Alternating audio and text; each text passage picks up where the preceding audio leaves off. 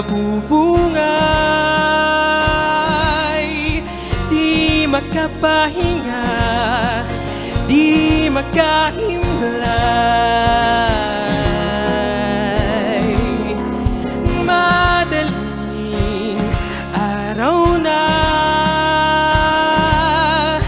di makahiga, utak ay bigang-bigang. Isang araw na naman ang lumipas. O sino ba? Sino ba magliligtas?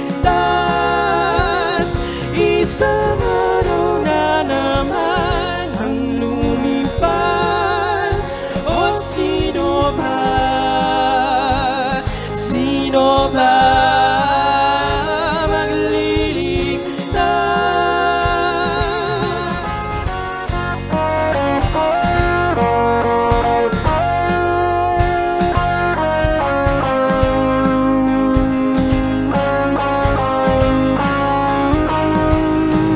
Bakit ko kailangan pagdaanan mga luha at sugat ng buhay upang aking gustong makilala ang aking sarili at saysay. Isang araw na naman ang lumipas. O sino ba? Sino ba magliligtas? Isang araw na naman ang lumipas. O sino ba? Sino ba magliligtas? Mga labing nakangiti,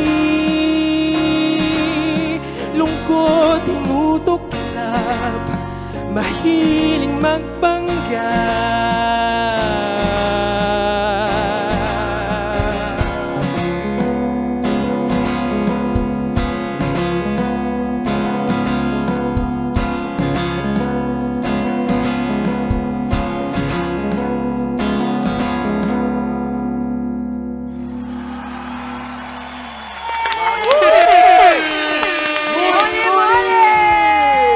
Good morning! Good morning!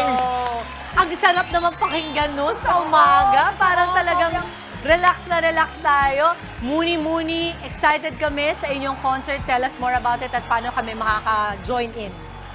Ang concert magaganap siya sa July 20 sa UP Theater. Nice. So may mga details for tickets sa social media accounts namin. Right. May link doon, bit.ly/Allegoria. Yes. Allegoria. Third Ano major yung concert, social, no? ano social media accounts ninyo? Yeah, pwede nyo kami i-follow yung visual handle namin, Muni the Band, MUNITHEBAND. Ayan. So, anong bago dito sa song ninyo? Well, yung song na to, sinulat siya ni Owen. Yeah. Anong bago dito? Siguro in general po sa album namin kasi yung Allegoria po is a full-length album tapos yun yung sineselebrate namin sa concert namin. Isip ko nga, Owen, is it a spiritual song? Oo Is nga, it kanina binabasa. or kahit anong maraming Yes, kahulugan? I think yes. Hindi, yes talaga. Yes, oo. Kasi parang nasulat ko siya early in the morning, mga madaling araw, tapos parang it's my second day not sleeping. Oh. Yun, oo. Okay pa rin mga insomnia, kung minsan kung ano yung lumalabas. Yes. Di, pero ano na yun? Alam niyo yung mga, tinignan ko yung kanina lang, yung kanilang mga kanta. Ang daming streams, ha? May mga songs silang 60 million ng streams. Kaya excited ka Thank you. yan. Thank you po. Yeah. So, Muni the Band. Mga kapatid, Chiki Roa Puno po.